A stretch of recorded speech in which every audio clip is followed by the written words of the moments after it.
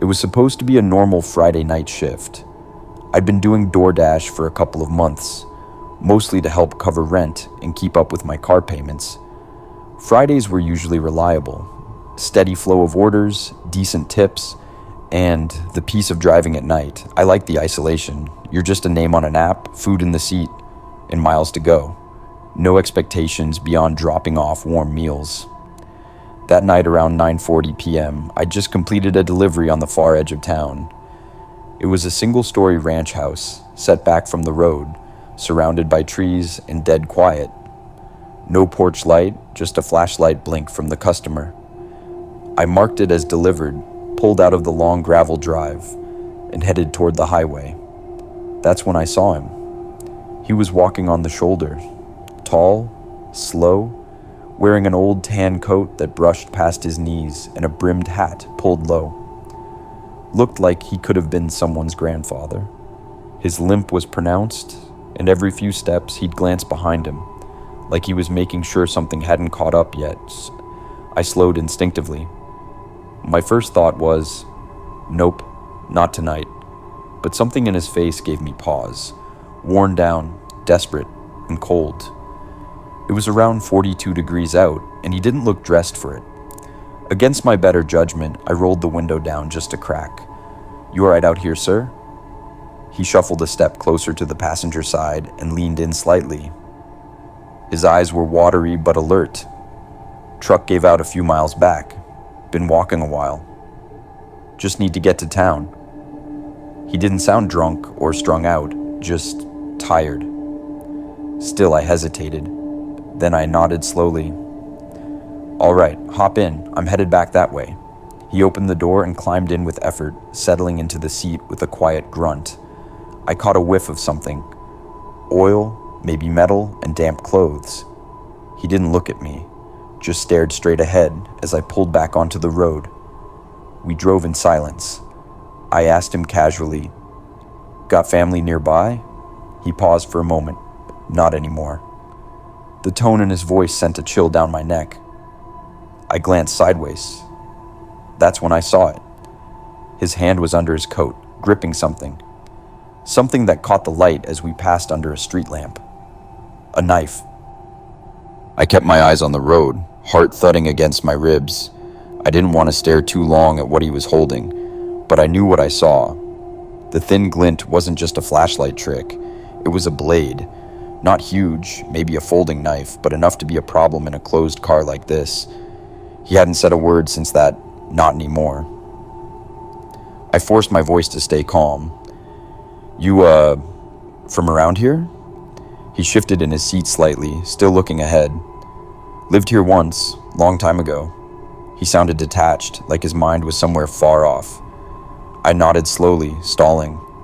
I couldn't just slam the brakes and run. We were on a 2-lane road with no shoulder and thick woods on both sides. No houses, no streetlights, no witnesses. I glanced at the lock button. Still on. Good. Then slowly adjusted the mirror to catch a better angle of his hands.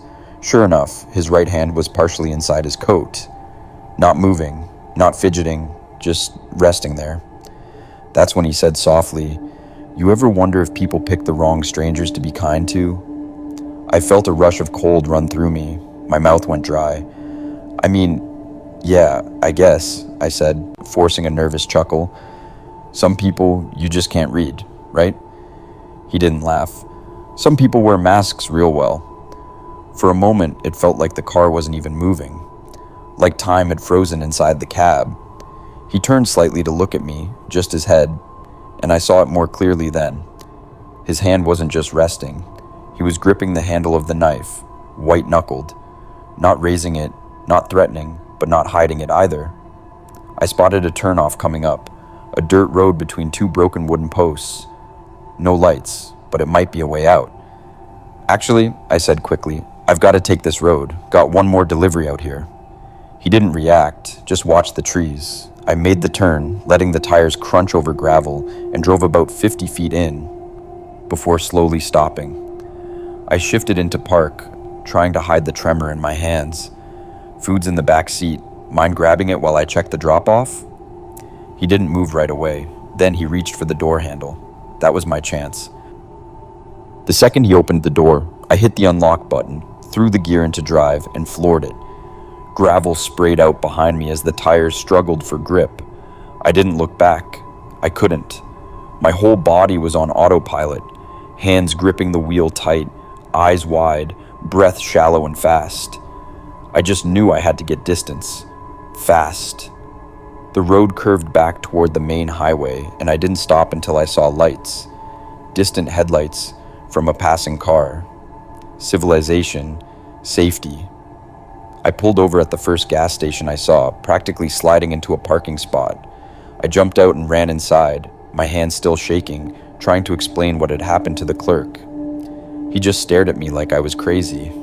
No cops around, no one to really call out here, except maybe county patrol, and they were always slow. After 10 minutes, I calmed down enough to step back outside. But something was wrong. The back door of my car, passenger side, was open, just slightly ajar. I was sure I'd heard him close it when he got out. I walked over slowly, heart creeping back up my throat. The inside was empty, no one there, nothing missing. No sign anyone had even been in the car except for a faint, greasy imprint on the window and a strange smell, like wet rust and wood smoke. I looked around the parking lot. A few old pickups, a guy fueling up, a woman inside buying cigarettes, but no sign of him. I stood there for a long time, just watching the tree line across the lot. Something about it felt off, too still, like something had been there but decided to leave when I stopped looking. Eventually I got back in and locked the doors. I didn't finish my shift. I drove straight home, every few seconds checking the back seat in the mirror. That was 2 months ago. Haven't seen him since. No stories in the news, no police bulletins, nothing. Sometimes I think I imagined it. Maybe I was just exhausted, stressed. Maybe I read into something harmless. But then, last week, I found something stuck in the rubber lining of my back passenger door. A thin, rusted pocket knife blade. No handle, just the steel. And I haven't driven at night since.